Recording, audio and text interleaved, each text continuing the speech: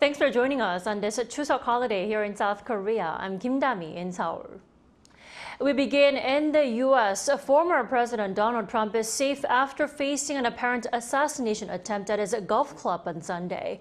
The suspect, who is now in custody, was reportedly a pro-Ukraine activist. Park Kwon reports. Ryan Wesley Routh, a 58-year-old white man from Hawaii, has been arrested for his attempt to assassinate Republican presidential candidate Donald Trump. Mr. Routh, reportedly to have been operating a company building sheds, has frequently been on social media to express his various political opinions, including his disappointment with the former president's stance after the outbreak of the Russia-Ukraine war. Once a supporter of Trump, Routh previously wrote that he's withdrawn his support, saying Trump is getting worse and devolving, and that he'll be glad if Trump is gone. The suspect is also known to have been arrested 8 times, including carrying concealed weapons. On Sunday, Routh was caught aiming an AK-47 style rifle at Trump in his golf club in Florida from bushes a few hundred yards away. After the suspect was spotted by a U.S. Secret Service agent, he fled the site without shooting, but was eventually caught and is now in custody. This was the second assassination attempt after Trump was shot and wounded in his ear during a rally in Pennsylvania 9 weeks ago. Following another risky situation, Donald Trump sent out a fundraising email to supporters saying he was safe and well, adding that he would never surrender. That's similar to when he did so after being shot in July. While Trump also posted on social media after the attempt to thank the Secret Service for keeping him safe, concerns were raised about the escorts.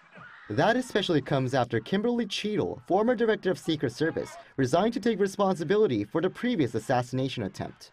And in a statement made Sunday, U.S. President Joe Biden called for every resource, capability, and protective measure necessary to protect his predecessor.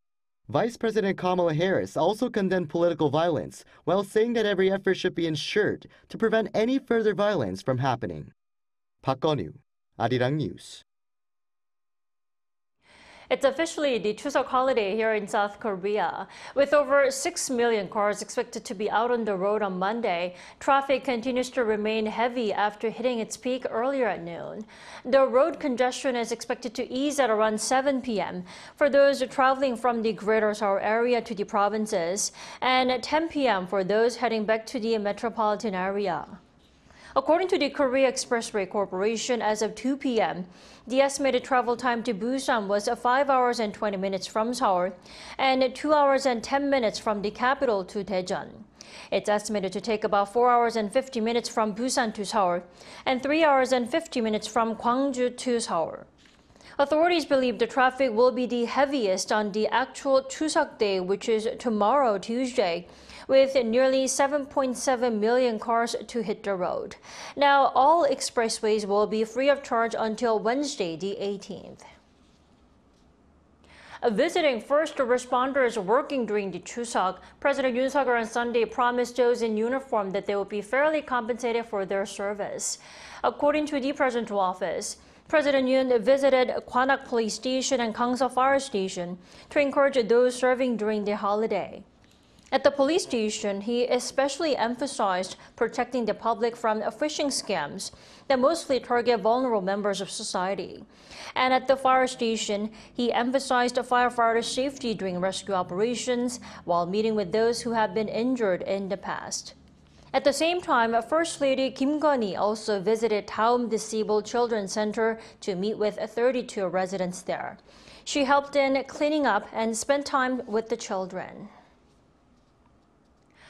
Though Seoul is quieter than usual as some locals have left the city, there are still plenty of traditional activities to enjoy. Our An Sung-jin tells us more. Michelle, a 24-year-old from Germany, is trying out some traditional Korean culture. Even though some shops and venues have closed for the Chuseok holidays, the royal palaces and nearby Hanok villages are open, providing the perfect opportunity to experience Korean culture by wearing the traditional hanbok clothing.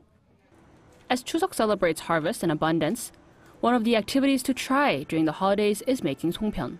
These sweet Korean rice cakes resemble a half moon and are steamed on pine needles. They have a variety of fillings including sugar, sesame seeds, bean paste, and other ingredients. An old Korean saying even goes that those that make beautifully shaped songpyeon will have a beautiful baby. I learned that for Traditional Korean Thanksgiving, they make these rice cakes, and since I came here, I really wanted to try them. And now I got the opportunity to even create my own, which is really, really cool, and it has been so much fun.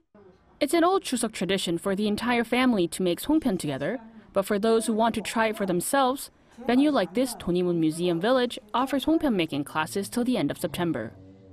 With all these activities, there are plenty of things to do during the holiday, and any visitor staying during Chuseok can have a feel of what it's like to enjoy Korea's Chuseok tradition. An Sung-jin, Arirang News. The Korean animated movie Heartsping, Teenieping of Love has garnered an audience of over 1 million at the box office, making it the first local animation to do so in 12 years.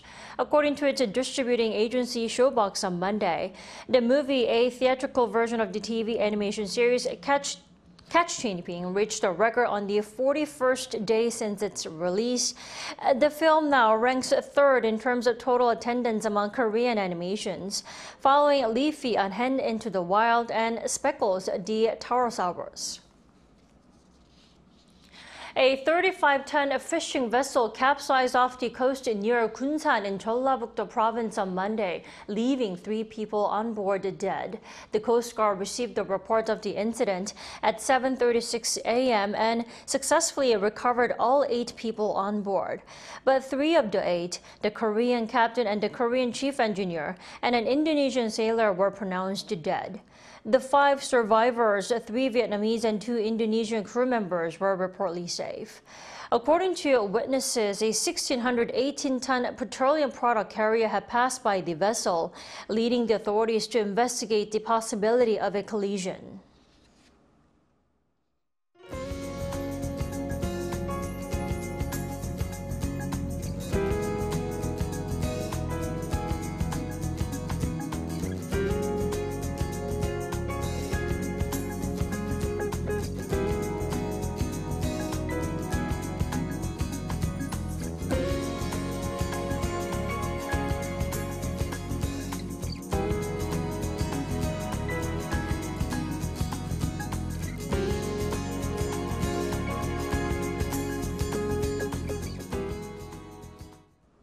That's all we have for today. Arirang News will be back tomorrow at noon Korea time. Thanks for watching.